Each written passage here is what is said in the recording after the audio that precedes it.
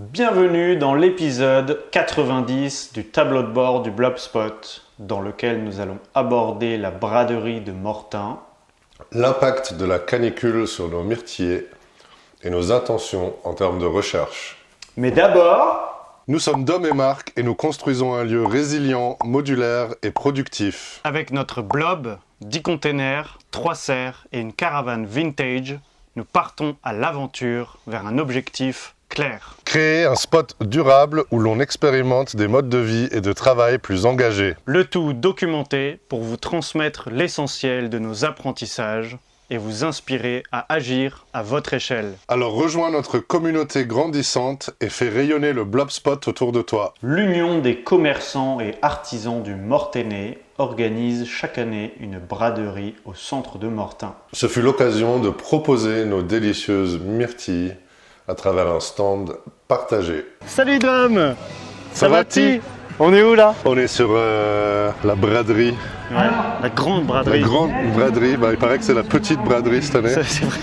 C'est la petite braderie de Mortain où nous avons installé un stand en collaboration étroite avec Francis Lefort, Que vous connaissez. qui se cache à l'ombre parce qu'il est normand. C'est un stand partagé avec nos délicieuses myrtilles mal branchées. Voilà. Donc, qui là sont en plein cagnard, mais il y en a un stock au frais. On a un logo Blobspot Malbranche de Mélie, on a des ardoises décorées par Elsa. Le miel de Francis, donc là il y a 3 lots différents. C'est pas encore le miel de Malbranche parce qu'on a sorti les hausses que hier.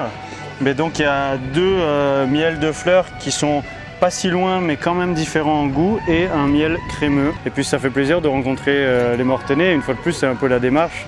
On est allé en offrir, on en offre encore. Bravo dame.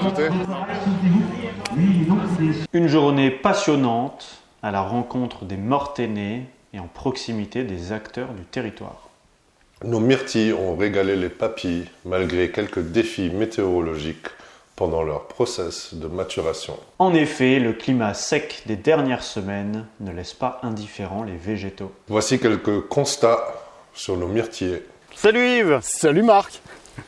Alors, nous sommes dans les myrtillers pour vous donner un exemple de l'impact de l'abondance de soleil et le peu d'eau de pluie combiné avec du vent. Donc en fait un climat très sec des dernières semaines. Donc là on retrouve en particulier certains myrtillers qui ont brûlé, les feuilles ont brûlé. Les fruits tout autant fripés, totalement desséchés. Ces plants-là, c'est ceux qui sont le plus ensoleillés quasiment de tous ceux qu'on a. Et donc on spécifie des myrtillers clairement qui ne sont pas arrosés. Hein, Bien sûr. Ouais.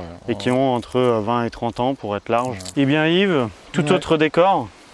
Alors c'est beaucoup plus vert. Ouais, donc la grosse différence que nous on observe jusqu'à présent, c'est la présence d'arbres qui ont poussé entre guillemets sauvagement dans les rangées et qui du coup ont fait de l'ombre quand même à certains pieds et du coup une exposition même entre eux, ils se font de l'ombre une certaine partie de la journée quand le soleil est plus bas. Beaucoup moins de phénomènes de brûlés, voire pas du tout. Pour certains pieds, des fruits en abondance et qui étaient vraiment bons, gros, remplis d'eau, pas du tout fripés. Mais en fait il y a des pieds de myrtillers où là quand on les regarde aujourd'hui, on est le 19 juillet, ben en fait il n'y a juste plus rien dessus et il reste que les petites tiges au bout desquelles normalement il y a la fleur et le fruit. C'est comme si le pied avait perdu quasiment tous ses fruits. Tous les pieds ne sont pas égaux et on n'est pas forcément capable d'identifier avec précision quels sont les facteurs qui ont influencé tout ça. Et puis au final les pieds de myrtillers qui sont au pied des arbres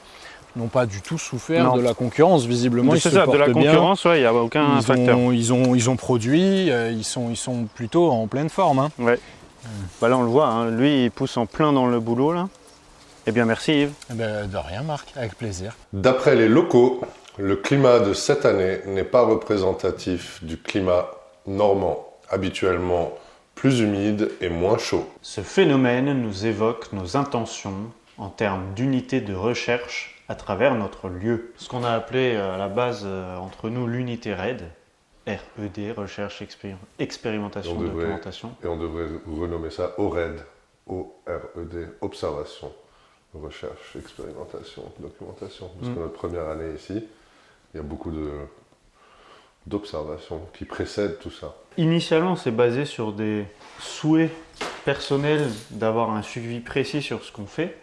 Et au fil de nos rencontres, on s'est aussi rendu compte qu'en fait ça avait un sens plus large, même pour des centres de recherche officiels, d'avoir des relevés et des données basées sur un lieu concret comme de la recherche citoyenne. Donc c'est aussi tout le défi de comment mettre ça en place pour que d'autres gens dans le futur qui nous rejoignent, qui bossent avec nous, puissent aussi y contribuer. Mais du coup, on a vraiment comme souhait que, à travers le lieu, il y ait une recherche scientifique qui démarre avec nous et qui peut-être dans le temps s'associera avec entre guillemets des vrais chercheurs professionnels.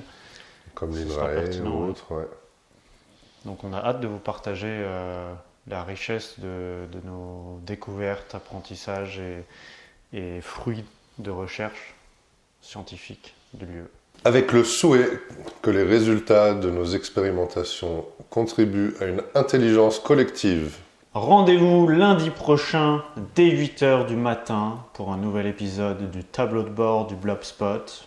Et d'ici là, Bonne mûre, bonne groseille et belle semaine. merci Clément et indirectement Philippe pour ces fruits délicieux. La saison des fruits rouges, vraiment de luxe. Ouais, elle est exceptionnelle, on a hâte d'en avoir plus ici. En gros, on mange tout le temps des fruits rouges, quoi. Ouais.